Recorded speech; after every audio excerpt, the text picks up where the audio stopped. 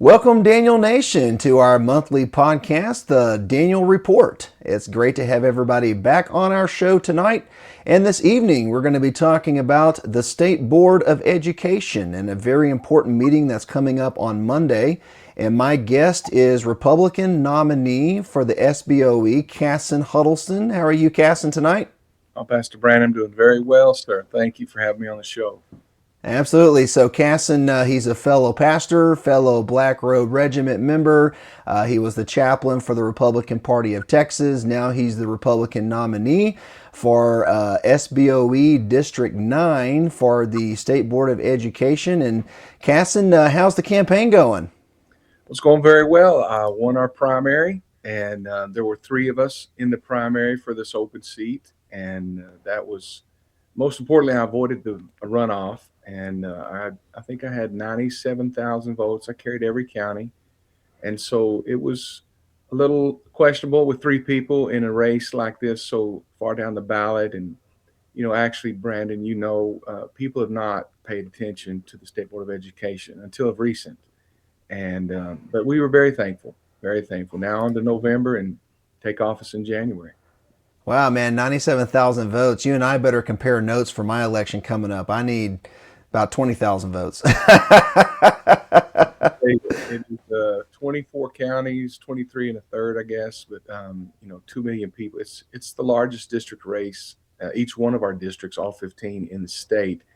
So these congressmen and reps and state senators, they don't have the ground coverage as far as votes you have to get.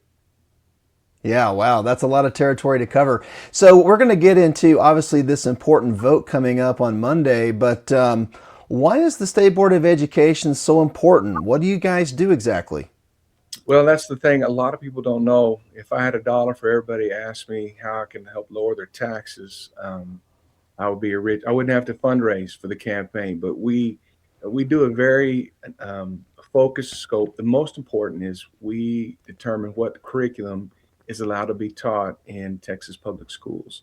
And as many of you may know on the show, Texas chose in House Bill 1605 in 2023 to rewrite our own curriculum. So that was a huge course correct, which, COVID revealed how messed up we were, all the crazy things that are being taught. And then, of course, the testing scores and where Texas ranks in the nation is not been hidden, but people haven't paid attention. So the legislators course corrected and said, all right, we're going to write our own curriculum. We're going to put real American history back in there, Texas history, phonics, get rid of the type of reading to where they're 3Qing, and we're going to get real math back in there and really get back down to the basics with that. And there's been huge pushback, especially on social studies dealing with history. But tomorrow, I'm sorry, yeah, Monday will be the testimony. Next week is the second reading. There'll be the final vote. And actually, Brandon, what they voted on a couple of months ago, the first reading, is good. It is good. There's a lot of narratives out there that the Muslim narratives, all this stuff is in there. It's not right now. Now, I guarantee you there'll be amendments flying across that boardroom like paper planes. But the key thing is we have the votes. We have 10 Republicans. And if they will vote just Republican and not vote any Democrat amendment, this will be a good Social Studies TEKS.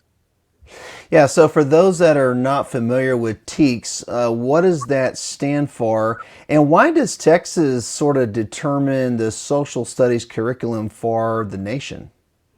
Well, let me back up and explain one more thing about the SBOE. So in Texas education, you have kind of a three-tiered system to where the legislators are, the representative senators, they write the law.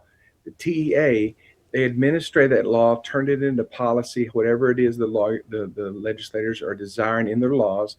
In the State Board of Education, we are like the executive branch. We take what the legislators have said, enforce specifically in curriculum and in a couple of few other areas. The TEA writes the policy, and then we present it and we amend it, we change it, making sure that it lines up with the law. So we're not creating things, we're actually executing what the lawmakers make. And people need to understand that our role is is narrow in its scope, but it's extremely powerful with that. And with history, specifically, why there's such a pushback, because COVID revealed all the left wing, Islamic, everything except true American history has been taught to our kids, and no one's been watching.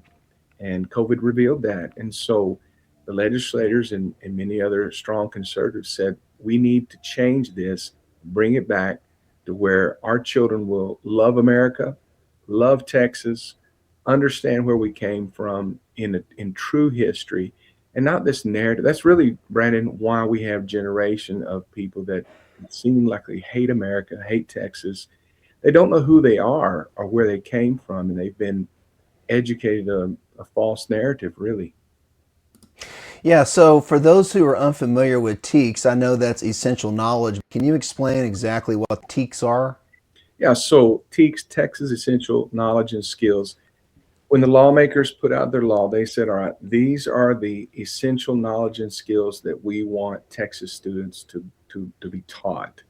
And it's broad, it's over every subject. You can imagine every curriculum, every subject matter that is in schools. And so they've taken from social studies, and then they'll go to literacy or literature, English, math. And right now we're on social studies. And so all we're doing is taking what those lawmakers put out.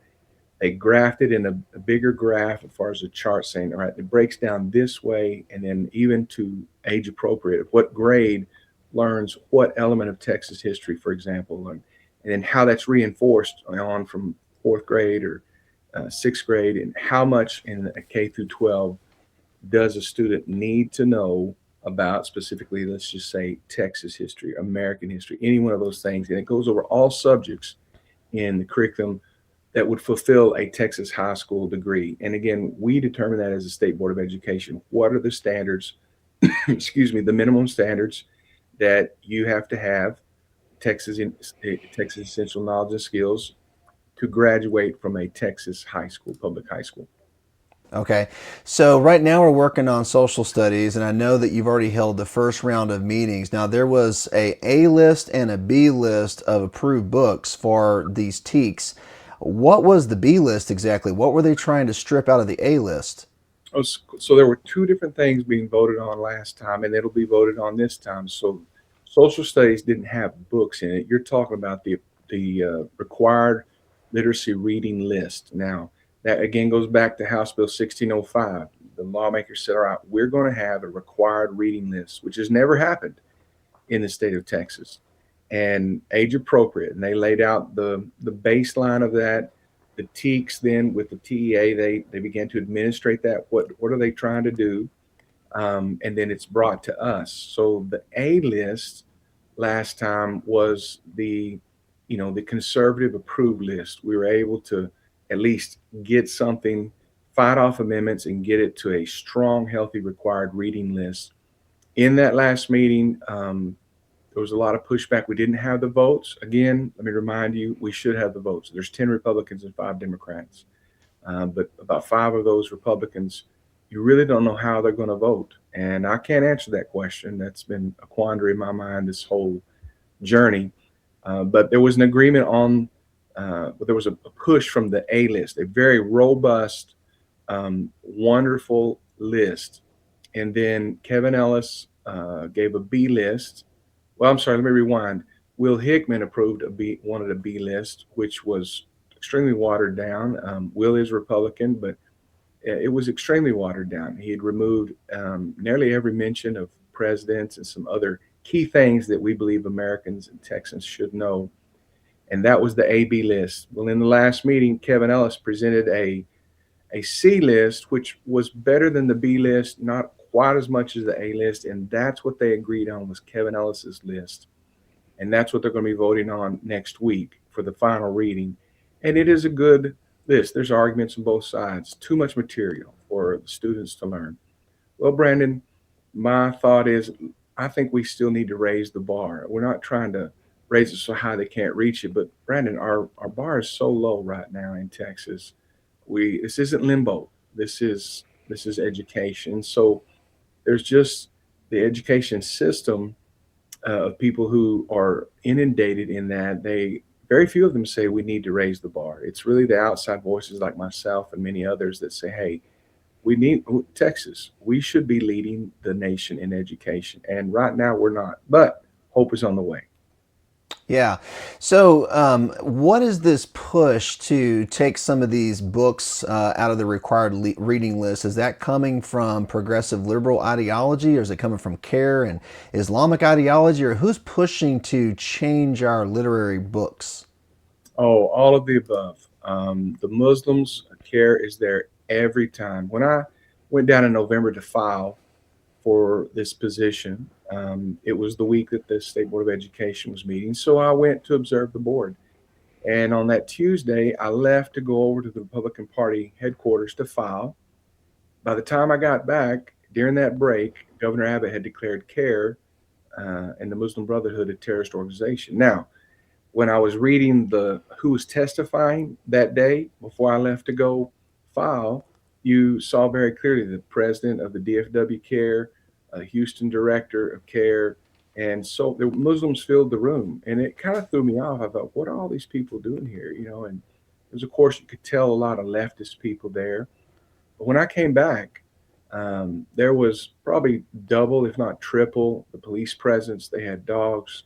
Those leftists and Muslims were having a protest down in the lobby, in response to what Governor Abbott had done. And so, but they still were able to testify, and they've been doing this for many years. In fact, from November till last month, in all the meetings I went to, only one conservative person that wasn't paid by a conservative lobby group testified. It was an 80-plus-year-old grandfather from Austin, and he stood up and said, my children were educated in Austin. They went to the University of Texas, Austin, great education. They're succeeding. My grandchildren, I discovered in what they're learning now. And he just looked at all 15 of them and said, what you have done and allowed is an abomination. I was shocked. I went and introduced myself to him and said, thank you. You're the only conservative that has showed up in 4 or 5 meetings. And so myself and many, many others, I don't take the whole credit, but you, Brandon, Grassroots America, Patriot Mobile, many, many other groups will begin to sound the cry. And so last meeting, we had over 100 conservatives there, and it was good. And so that's what pressured those 5 wishy-washy Republicans to, again, vote correct. And that's the pressure we want to apply this next coming week as well. So, I mean, we know that Islam is growing in Texas and they're getting more and more of a foothold. There's over 300 mosques now that have been built or approved. And of course, Epic City and Josephine is in our backyard, my backyard, and that's a huge foothold again to get no-go zones. So what is exactly are they trying to push in our curriculum or our reading list? I mean, I heard scuttlebutt that they're even saying that they had a hand in the Alamo and they're trying to rewrite Texas history. What's going on, man? Brandon, I was there in the crowd when the lady from the Austin CARE.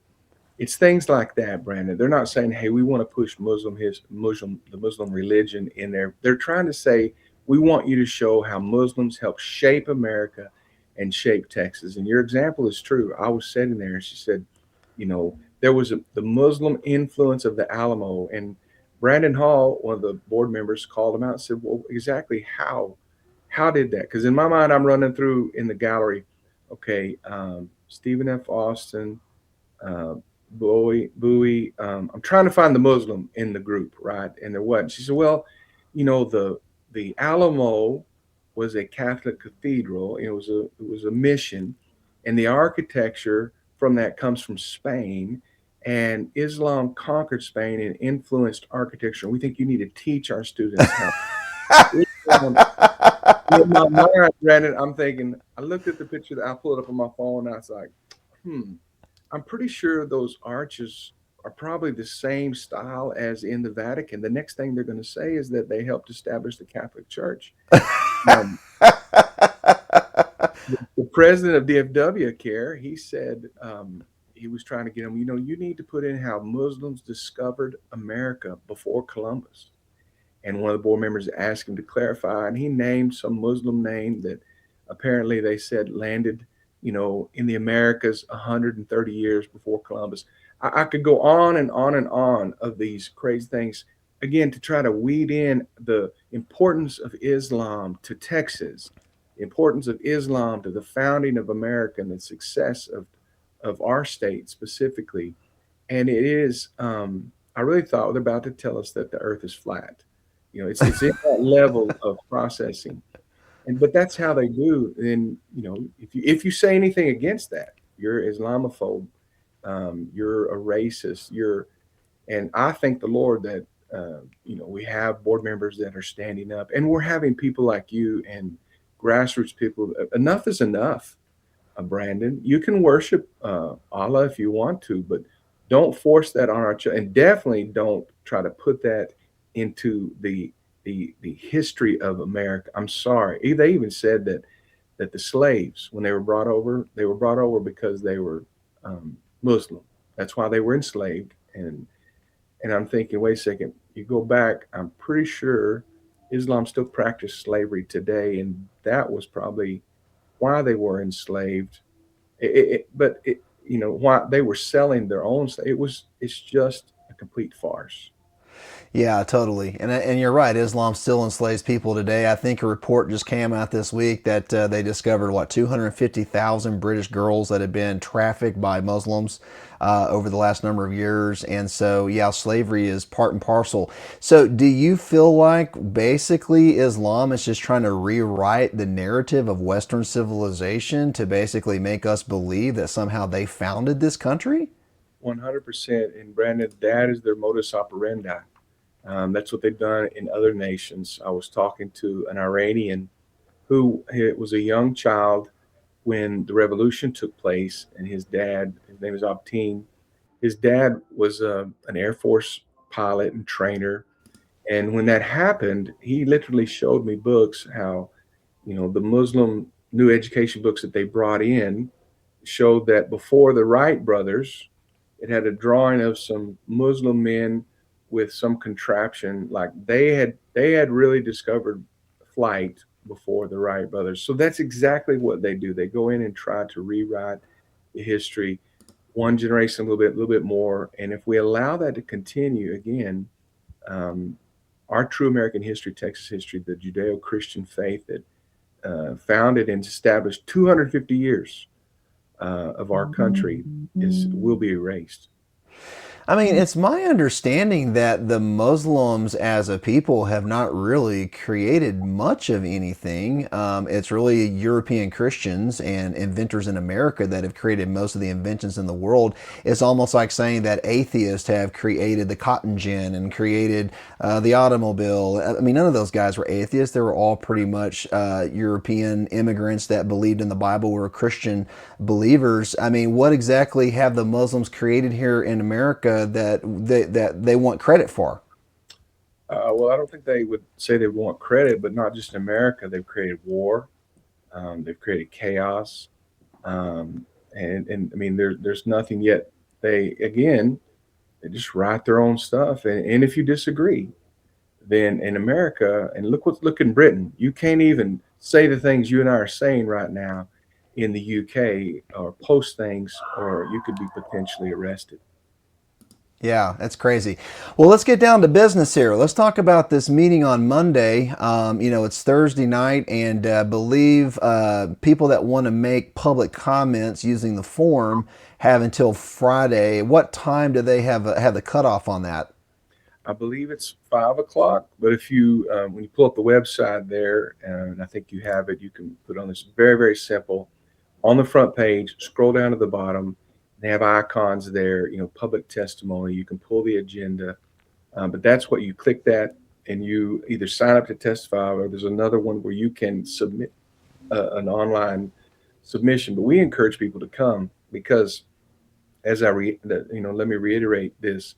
Up until last month, or last meeting rather, there was no conservative voice. And I know people say, well, why didn't you say anything? Well, I'm learning. I didn't want to try to use that as a political for the election, but it's easily observed. But I just thank the Lord for you, Brandon, and many, many other conservatives that are bringing this to light, because the SBOE, I believe, is the most powerful and the most important commission, board, and elected place in the state. Because you asked earlier, why is it important about Texas in the nation? We're graduating more seniors than any state. And really what happens, because of our 5.5 million students in our public education system, we carry the majority of the publishing market. So instead of, before that House Bill 1605, we would just take books and maybe ask them to edit a few things. Now we're writing our own. Guess what? All those publishers, if they want in the game to the Texas market, they're going to have to line their published material up with it. They're rewriting theirs. And so when we do that, whatever we do, whatever Texas does, there'll be at least 20 to 25, possibly 30 other states that will mirror the exact curriculum that we're doing. Because publishing companies don't do, it's a business. They're not going to do a civics class or a social studies for Texas and then New Mexico, Oklahoma, each one. It's basically left and right. California is the big left pool. Whatever they do, the liberal states take their curriculum. Whatever Texas does, the rest of the states take our curriculum. So we're able to not only just empower and influence Texas, but many other states. And that's, you just extrapolate that out, you're talking decades of change that we are bringing.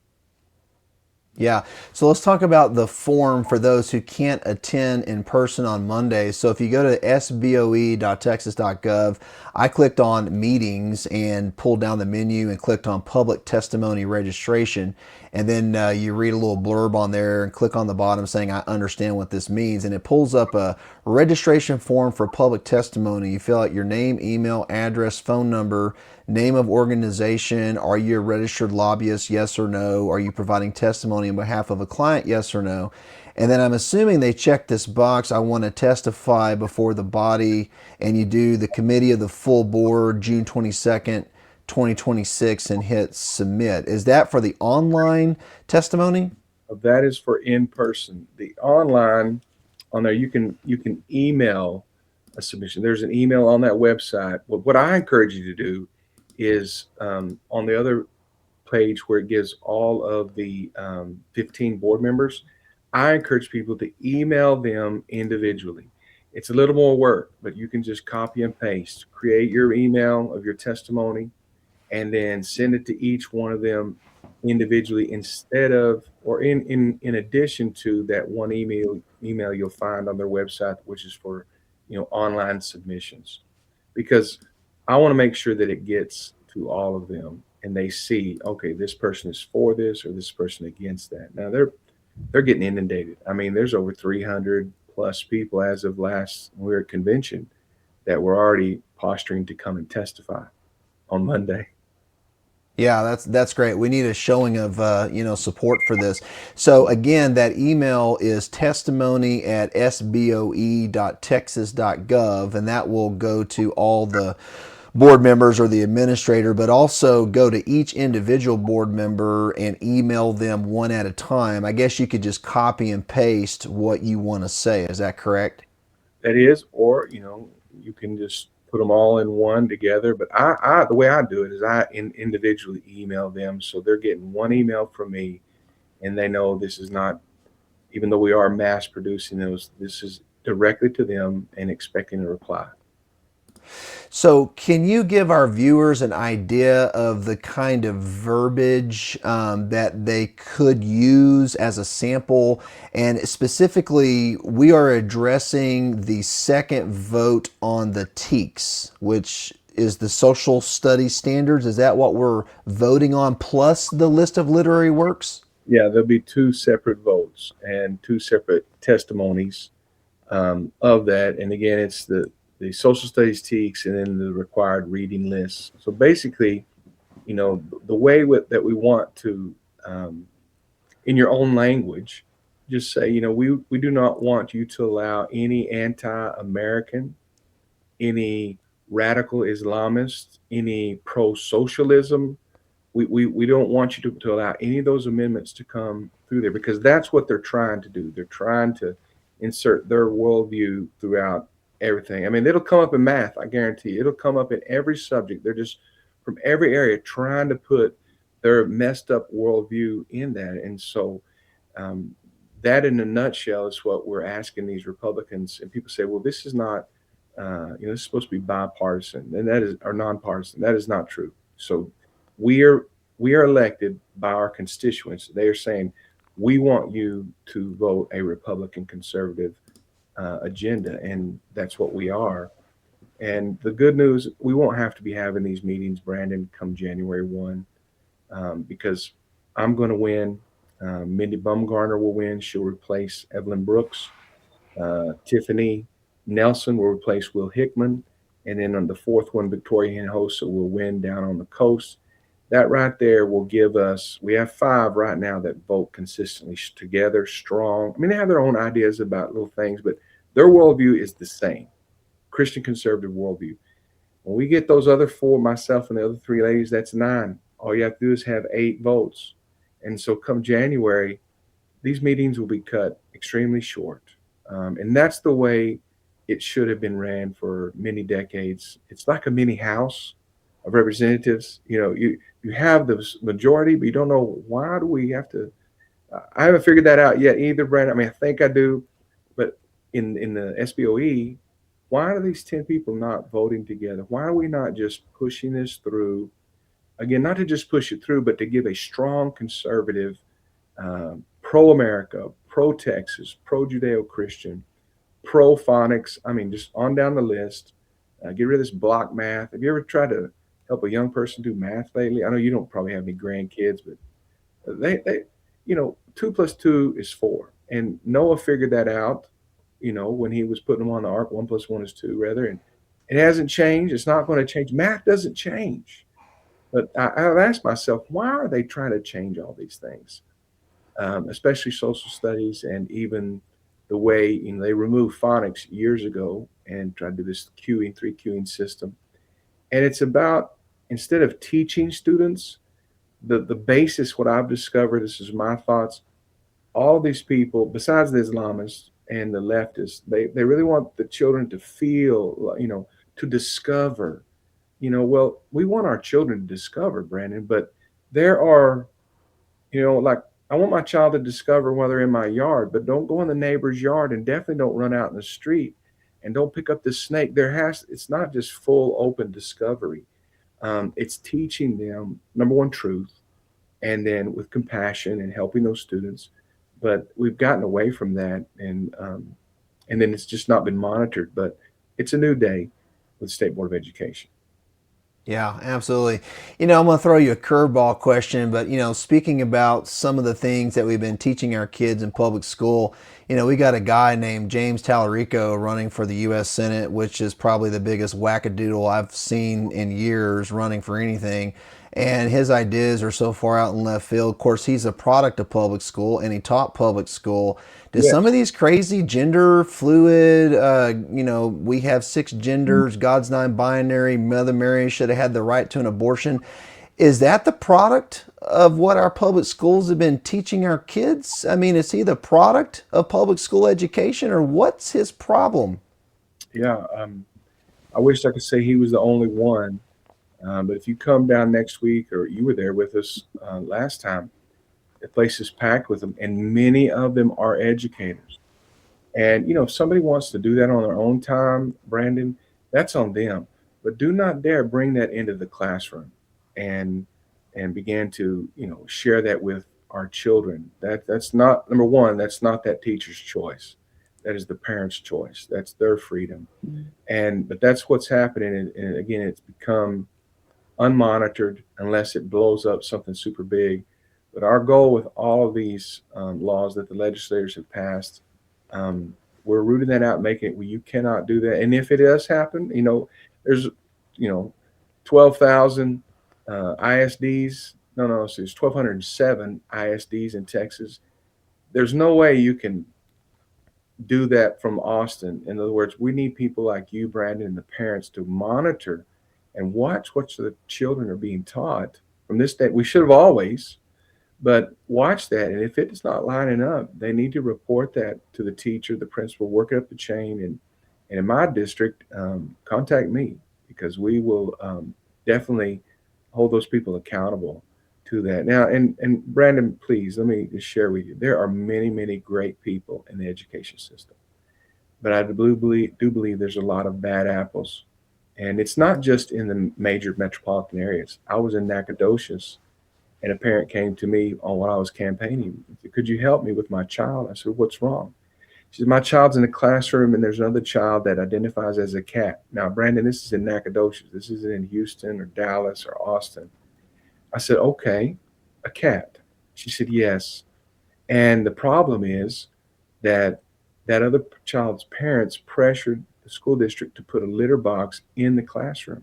I said, A litter box? litter box. I said, you've got to be kidding me. She said, no, and it's throwing my child off.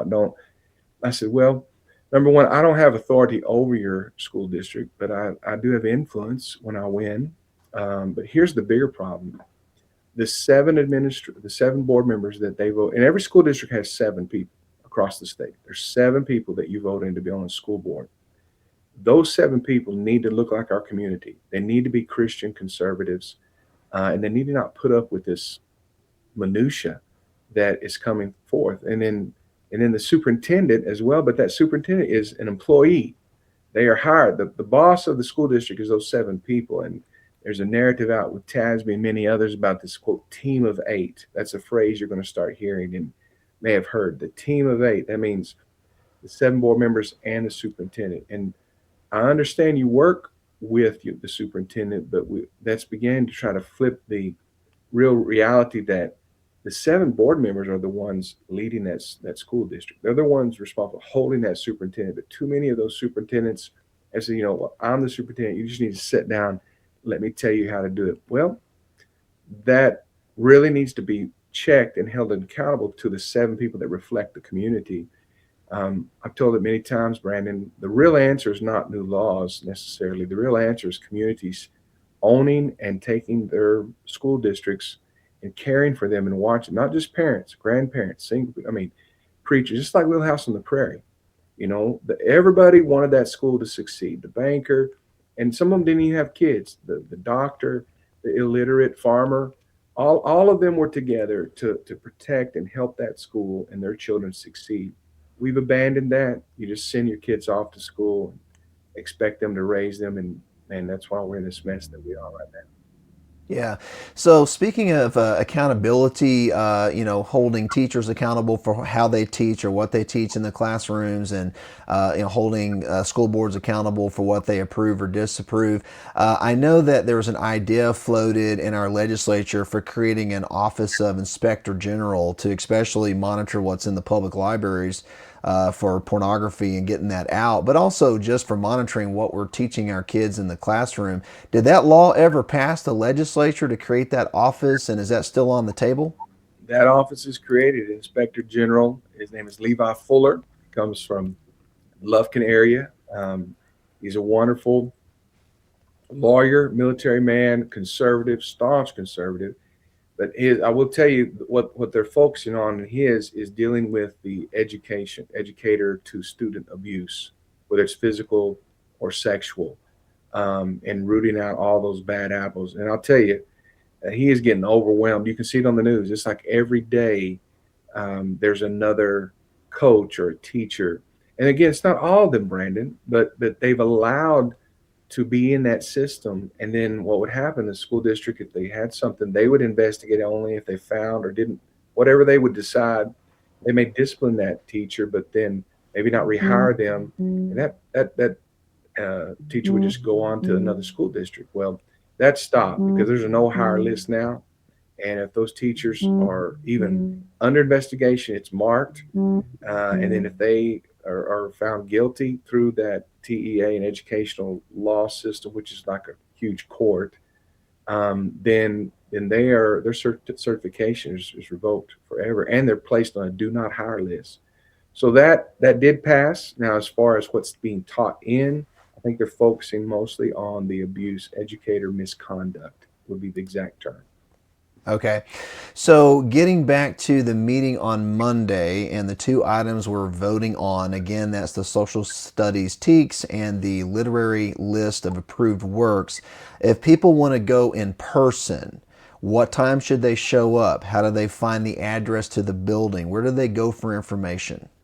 Yeah, so first off, if they want to speak, they need to sign up. They will not allow you to speak if you don't hit the deadline, which I think is tomorrow about 5 o'clock. The meeting, I don't know if you're able to pull it up on our recording here, but on that same website where it says meetings, click it and it'll give you the address. It's right there in we're not in the educational building because it's being renovated, but we're right next door. But the address is right there, and I would encourage them to get there about 7:30 in the morning because they'll start calling off roll at 8 o'clock, and they're going to move quick. You get 3 minutes, I believe, but you do have to sign up. I had a number of people just show up, and you can't just show up and testify. You do have to fill out that form that we referenced earlier in the recording. Are there any buses going this time or carpools being set up for people? Well, I've heard that Patriot Mobile is sending some buses, and but I don't know. I haven't seen the flyer out yet for that anywhere. But I would tell you it's worth a tank of gas. Load up a car, get 4 or 5 people, and drive down there. You can drive back or stay the night. It is worth it. And again, this is not going to be every 10 weeks from here on out. If we can just do damage control between now and the end of the year, come January, we'll have the votes, and we'll do that. But it's just it just has just been uncovered. It's been brought to light, which I'm very thankful for. But it's worth the investment in our children. Yeah. So if people want to stay in contact with you or reach out to you, is this your website, huddlestonfortexas.com? And how do people reach you? Yeah, right there they can. There's a information request, or they can ask for us to reply back to them. Just click the button and fill out that quick little form, their name, phone number, and email, and any questions there, and we'll reach out to them. I'm also on social media, Instagram, Twitter. My name, Kason Huddleston. You'll find it, Kason. It's pretty easy to find on any one of those platforms. Okay, awesome. Here's how I want to end our program tonight. What message do you want to give to pastors? You're a pastor, I'm a pastor. You and I are out there on the front lines as a part of the Black Robe Regiment.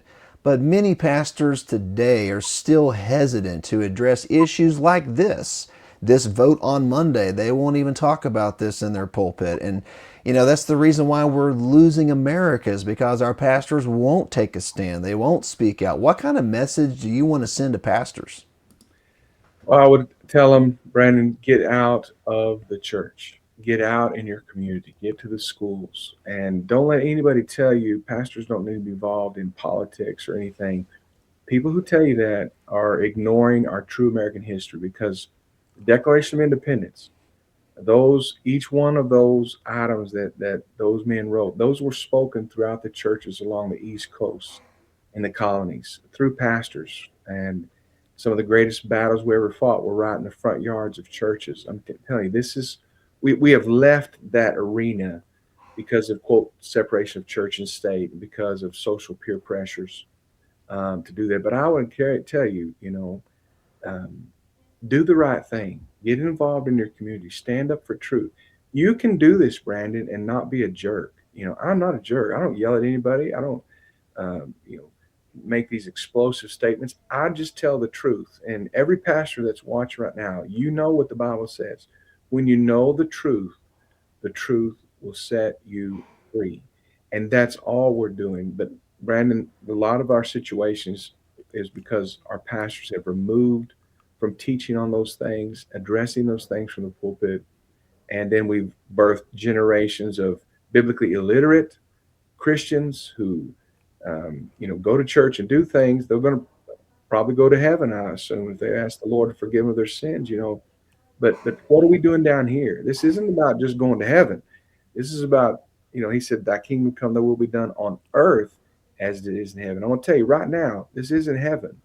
And so until we go to heaven, We're to establish his kingdom here on earth, and the education system, government, business, uniting with other churches, encouraging one another, families, those are the only elements that our communities have, and those are the best.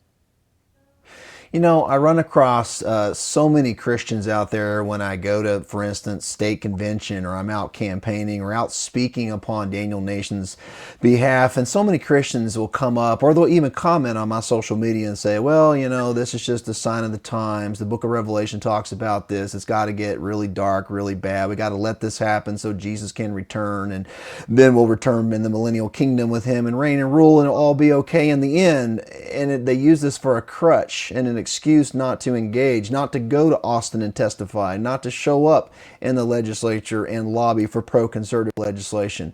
What message do you say to Christians who have that kind of an apathetic attitude that politics is dirty, it's not holy, it's not Christian to get involved? I mean, what kind of message should we tell Christians?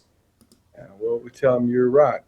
Politics is dark, it is dirty, but it's because those who are running it are dark and dirty. So for example, if a room is dark, it's because the only reason is because light is not present. I mean, I'll just very simple, Brandon. Be the salt and be the light. Take the light of Jesus, shine Jesus. You don't have to shout Jesus. Just shine Jesus and say, Lord, here I am. Send me. That's why I am where I'm at today. This was not on my radar at all, but I began to see the deterioration of our community and our nation and world. And if a little pastor from a small town or a small church can make a difference, every pastor can. I mean, you know the numbers, Brandon. If every church voted conservative, um, registered vote and vote conservative, we would win every election and every person from here on out. But again, apathy, apathy. Be delivered of apathy, my brothers and sisters. I mean, you know, Casson, half of evangelicals are not even registered to vote. Is it any wonder we're losing America to Islam and every other faction and religion that wants to run the country and change the laws? I mean, we got evangelical Christians who don't even believe in voting. I know it, brother. And that's it. And again, if they do that, then you're allowing other people with a different worldview from you to lead you. And I believe we should have Christians from the doghouse to the White House. I mean, from the dog catcher to the White House. I mean, every person finally. That starts with commissions. You know, most cities are ran by about seven, city council members, and then 80 to 100 people that run the commissions that feed up information to them. Get on a commission. Get on the library commission. You want to get on a commission that does something? Get on your library commission there in your city. Get on your shack. You know, the group with the school district that looks at books and looks at the mental health, because that's another area that again SBOE doesn't have a scope over, but where they're counseling our students, and that's a whole nother podcast or video, brother. But just get involved and serve, and then when the Lord says, "All right, do this," and do it with all your might. Yeah, I mean, you and I just came home from state convention last week, and I attended a luncheon by the Leadership Institute and heard from an expert panel. One of them having a PhD degree, who did polling, and another one did messaging for Republican candidates, and they gave a breakdown of the Republican primary this year, and it was very alarming. And they said that if you take the four bluest counties in Texas, of course, that would be Behar, Travis, Dallas County, and Harris County, and you look at how many are voting or did vote in the primary, the Republican ticket is at about a negative 700,000 votes. And then he said if you take the remaining 250 counties in Texas and all those that voted red, that's only a positive 700,000 votes. So in other words, the four bluest counties in Texas right now completely offset the rest of the state for our Republican candidates. Now, you're a Republican candidate in November. I'm a Republican candidate in this primary of 2028. But I mean, what do we need to tell people right now about getting off their couch, which is our greatest enemy, is the couch, and voting? Why is it important to vote in the midterm? Because that sets who takes office, brother. And from my election all the way up to the senators that we send to President Trump and the congressmen that we send up there. I mean, everything that happens. There's a great tool. There's multiple ministries that can help equip local churches to, teach biblical um, um, uh, citizenship and help them to learn how to do that from for liberty and justice, Christians Engaged, many others. Christians Engaged has a little. You just sign up. They never ask for money, but they'll once you sign up, they send you a text, multiple texts for every election where you're at, city, county, local, I mean, state and national, and tell you, hey, primary is here. And some of those is just reminders to that. But there's lots of tools for that. But again, if pastors would just take charge and lead their people about what is a biblical worldview, because people say, well, this is not political. This is political. No, it is not political. This is spiritual. That worldview has come into our world and said, now we're going to establish what is moral and what is correct. And we've allowed them. So we have to push back. Yeah, there's been this mindset in Christians that we live in our Christian bubble, and what's going on in the world is not going to affect us. So we just kind of stick to ourselves. But the problem is that the culture has invaded the church. And I don't know about you, Casson, but I've been watching in Texas here, a lot of churches are selling off their properties to Muslims, and they're being converted to Oh, mosque. oh, brother. So in my city, Rowlett, okay, I don't know how much time you have, but in Rowlett, I led a pastor's fellowship there. We've been praying probably 17, 19 years together, called Pray Rowlett. And a, a couple of years before COVID, in the strip center near our one laundromat, kind of a rundown strip center, there was a new shop set up, and it was a Muslim reading center or something. And I told people that they're here now, and they're going to try to build a mosque. Well, after COVID, one of our churches really struggled, and they sold their church to the mosque in Rowlett. I know the pastor. I've known him for years. He just sold it and left town. Brother, they're there. They did that in our city, and that we had at that time we had two churches looking for buildings, and why that pastor didn't. I mean, he knew they were looking for buildings. That is going between him and God, okay? But that happened in Rowlett, and the city was, shocked. I'm like, I told you so. I mean, if we don't begin to really stand up for who we are, that's just one more city. And we're trying to build a mosque in Rockwall, the next city out, and that didn't go over well. They withdrew their application because of such an uproar. So I don't know what'll happen with that, but if they buy a building, there's literally nothing you can do about that, Brandon. Buy a church. So, I mean, what do you say to Christians that are saying, well, so what? They've got the freedom to practice their religion under the First Amendment. And by the way, Muslims make up less than 1% of Texas's population. So who cares if they build another 300 mosques on top of the 300 we already have? What's the big deal? What do you say? They need to study multiple other nations for this same. Look, just study Europe.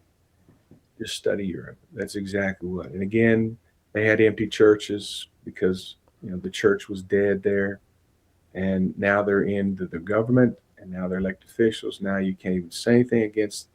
I mean, it's just a systematic takeover, and people say it's Sharia law. Some of it is Sharia law, I guess, but here's the thing: they have a pattern to go in and take over a nation. And I'm sorry, but that is exactly what they're here for. And so you Yeah. either stand up or you're going to get ran over. Would you say that as Christians, that most of our fellow brothers and sisters in the Lord are, we'll just use the word uneducated on this topic of Islam? Yes, they are. And then, of course, if you're uneducated, you're afraid to speak to it. And I'm glad you brought that up. We are partnering with TPUSA Faith Sunday the 28th, that Sunday evening. They are bringing in their Muslim man who wrote all their curriculum and videos about discipling Muslims and winning them. And so we're sponsoring, partnering with TPUSA Faith on Sunday night the 28th at our church in Rowlett. and it's just basically that's going to educate Christians. What is the difference between Christianity and Islam? And then, how do we combat that? Basically, it's just called Christ and Culture Night. And so we'd love people to come and hear. His name is Sharik Khan, and he leads their division. And Charlie told them years before he got murdered, we have to, this is happening. We have to equip the body to know the difference in how to witness to them, how to disciple them, but also how to know the difference between Christianity and Islam. It is not the same, not the same at all. Now, that website for that meeting is on Turning Point USA. Is that where they find the information? No, they'll actually find it. We're going to have it up on our website, freedomplace.tv, freedomplace.tv, and it'll be on our social media as an event. Is that the right website? Yes, sir. Freedomplace.tv. And what's the date again? It is Sunday night, June the 28th at 7 p.m. Okay, great. Freedomplace.tv. Well, I forget which revolutionary father said this. You might know who made this statement, but he said, if we don't stand together, we'll all hang alone. It feels like we're getting to that point where as Christians, we better start standing together on this issue of Islam, or eventually we'll all be beheaded alone. Yeah. That is a true fact. And I don't want people to be afraid, Brandon, because greater is he that's in us than he that's in the world. The only thing God can't use is a quitter, somebody who does nothing. If we'll just say like Isaiah, here am I, what can I do? And then educate yourself and then take that stand, man, he'll use you as he's using myself and you and many others. And he just needs someone that would say yes. Absolutely. Well, Kason, you've said yes, sir, to running for our State Board of Education. I'm going to throw your website up one last time. That's huddlestonfortexas.com. And we don't need everybody to do a lot. We just need everybody to do a little bit. And guys like Kason and myself, who are Black Road Regiment pastors, we're depending upon the support of each person in Texas that calls himself Grassroots Republicans to get us across the finish line. So I know Kason's got his race coming in November, and he can use your support, whether that's financial or whether that's block walking and poll greeting for him in October and November for the election. We want to encourage you guys to get out there and support your candidates. Of course, my campaign is still in the distant future, 2028 March primary, but I'm another grassroots pastor that's running for office. Burden for Texas is my website. So get out there and find your conservative candidates, get behind them, support them. There's lots of ways to support these candidates. Financial is just one way, but there's all kinds of ways. And Kason, we got to become force multipliers. If, as a Republican, I'm the only one going to the polls and voting in my neighborhood in November, we're not winning, we're losing. The only way we're really going to win this is if I go vote and take one other person with me that's in my neighborhood or at my church, and they go with me and two of us vote. I mean, we got to multiply the vote. Is that not right? That's true. I actually tell, go vote and take 10 people with you. You can actually vote 10, 11 times if you will take your vote and then take 10 other people. That's 11 votes. And one is great, but honestly, Brandon, I don't want to run it 1-to-1. I want us to really show the America this is what Texas is. And I believe it will be if we will turn out the vote. Everybody says, well, God's in control. Of course he is. But that, again, is just a term a lot of Christians use to do nothing. God is in control. And I say it like this: pray like it all depends upon him, but work like it all depends upon you. And then that's where God takes your natural, puts his super on it, and does great things. Absolutely. That's a good point, is that it is a cooperation and a partnership with heaven and earth. with God's sons working the family business, I like to call it, which is extending his kingdom over the earth and discipling nations.